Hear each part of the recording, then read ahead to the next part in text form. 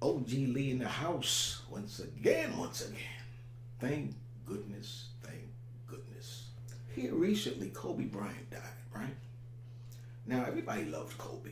Everybody loved the hell out of Kobe. Here is the media and Gayle King doing an interview with Kobe's lifelong friend, WNBA legend Lisa Leslie.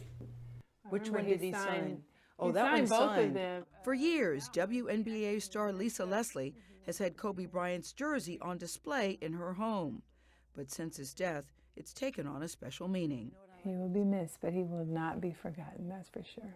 They met when Bryant was only 18 years old, before his rookie season with the Los Angeles Lakers and Leslie's debut with the Sparks. The two quickly became rising stars in LA basketball and grew close. What do you remember about when you first met him? I would go to the house and he'd be like, Lise, Lise. I'm like, what? Lise, come here, come here, come here.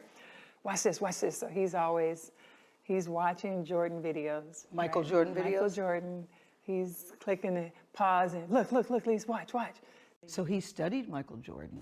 Beyond studied. I mean, he would like obsess over watching these videos. He imitated everything Jordan did. Like? If you watch Kobe's interviews, like the way he talks, the way he moves his mouth, when he licks his lip, when he puts his tongue out when he played, everything was about Michael Jordan, and that's the player that meant everything to him, and he wanted to be great.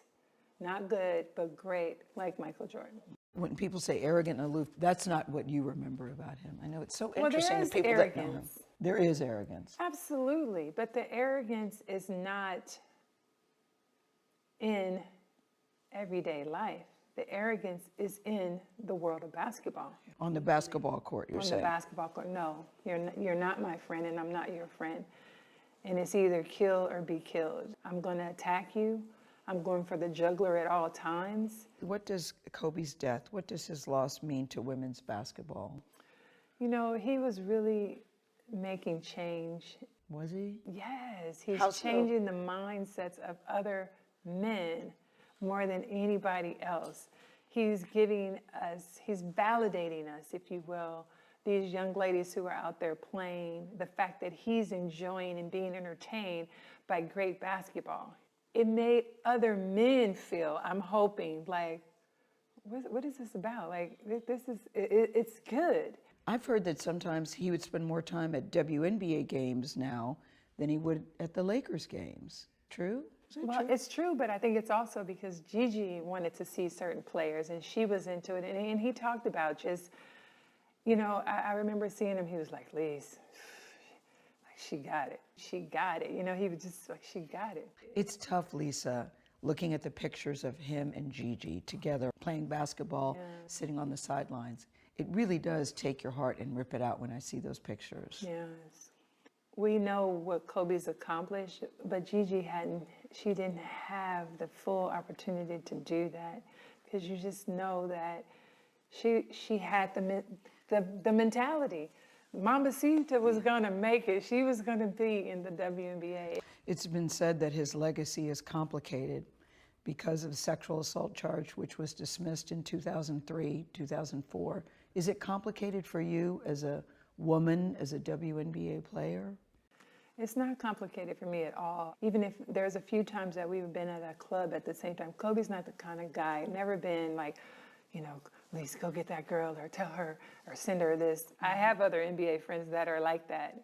Kobe's, he was never like that. I just never have ever seen him being the kind of person that would do something to violate a woman or be aggressive in that way. That's just not the person that I know. But Lisa, you wouldn't see it though. As his friend, you wouldn't see it. And that's possible. I just don't believe that. And I'm not saying things didn't happen. I just don't believe that things didn't happen with force. Is it even a fair question to talk about it, considering he's no longer with us and that it was resolved? Or is it really part of his history? I think that the media should be more respectful.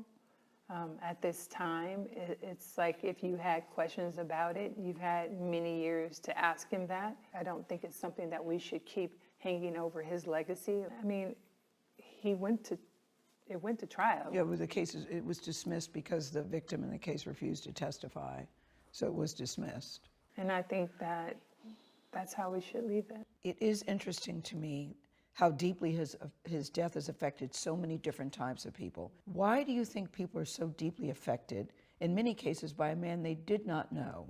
I really think it's the idea that you rooted for him or you didn't, but that was an emotion evoked either way. You know what I keep thinking, Lisa, as often as the case, it was probably just another ordinary day for them. And then in seconds, your life is forever changed. Forever changed. It reminded me about the quote about joy and sorrow are inseparable. And it's just that, like, sorrow has been awakened in my life, in their lives, in the world's lives. So this interview was a very, very professional interview. Very professional interview. You see the way Lisa opened with it? Showing Kobe's jerseys, you know, in her home and what have you. Which one did he sign? Oh, He that signed one's both of signed. them. Very, very good homage to pay to somebody, right? And they talked about, you know, some of the great things that Kobe did with her.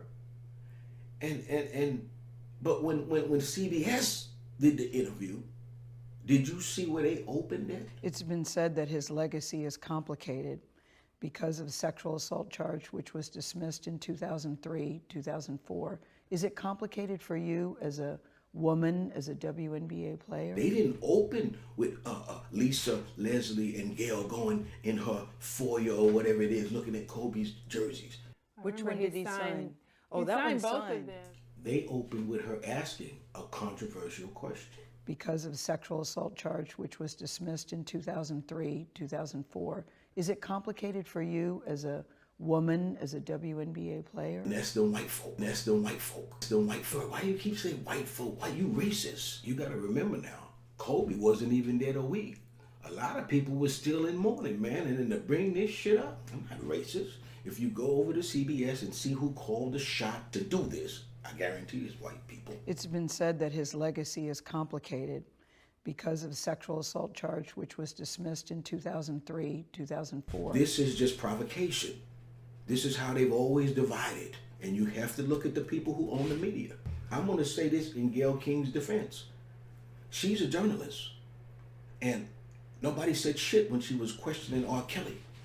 Oh, what a wonderful interview. That's where she got some of her attaboys from, right? But from the R. Kelly video, ain't nobody said nothing. Here she is now doing what she's supposed to do, what that any journalist worth their salt would do, and that is ask about the fullness of Kobe, right? That Lisa knows. You can't omit it, really. You have to be honest and say, this did happen in his life. You can't take that away. So Lisa was very eloquent in the way she handled it, you know, and that's basically the way I look at it as someone who loved Kobe, right? I look at it, I say, well, if somebody comes up with that shit, you counter it very easily. Just look at his life, right? This girl alleged that he did this. Then when it came to going into the legal forum, she didn't want to testify. Kobe's not the kind of guy, never been like, you know, Lisa, go get that girl or tell her or send her this. I have other NBA friends that are like that. A good journalist is not going to just ask the soft questions, but you counter it just like Lisa did. Hey, that shit is it's so uncharacteristic of Kobe. Who knows if that shit even happened? Now let's go on to the next thing. Gayle King had to ask that question. Once you gave Gayle her accolades in terms of that R. Kelly interview, now she feels like she's the one that they can go to ask those tough questions. But they played her. CBS set her up. Once you get into this video shit and this Photoshop shit, you don't know what to believe. You don't know what to believe. And you see, they didn't do anything wrong because they showed a part of her interview.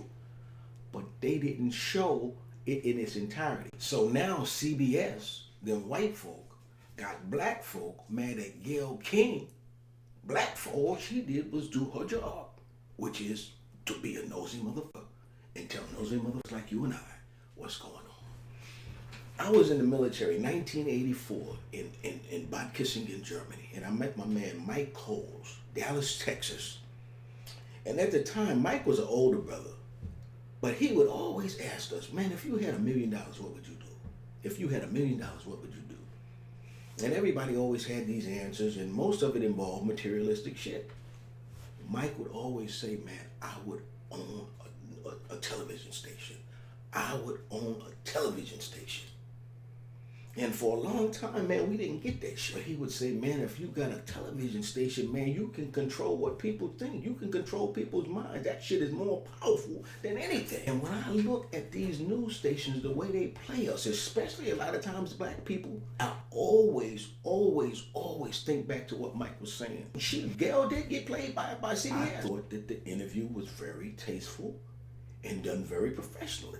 If you checked out the entirety of it. If you took it from here, you'd be ready to kill Gayle King. Because of sexual assault charge, which was dismissed in 2003, 2004, is it complicated for you as a woman, as a WNBA player? And we definitely got played. But we have to be fair to Gayle. We didn't say that Gayle did a bad interview with R. Kelly, right? Oh, she's so good. That's where she got her, her kudos from. She had to cover that. In all fairness, she had to cover that. Because people are going to ask that. She did it very eloquently and did not start her interview by talking about these allegations of rape. Because people are going to ask that. Let's not be mad at our sister Gayle because she was doing what she does to make a living. She did an interview. Remember now, that's why they got her. After the R. Kelly interview especially, they can send her in to ask those kind of questions. See, a white journalist couldn't have done that, right? We would have said they were racist. We would have. Remember now, we put her up on this pedestal after she did that R. Kelly interview. She was so great, right? Come on, let's give her a break. Let's really look at who played us again. And in this case, it was CBS. Anyway, this is OG Lee, and I'll see you again soon. Hey, please don't forget to subscribe to my channel. And if you hit this notification bell, it'll let you know every time I knock another video out. Thank you for watching and listening. This is OG Lee, and I'll see you again soon.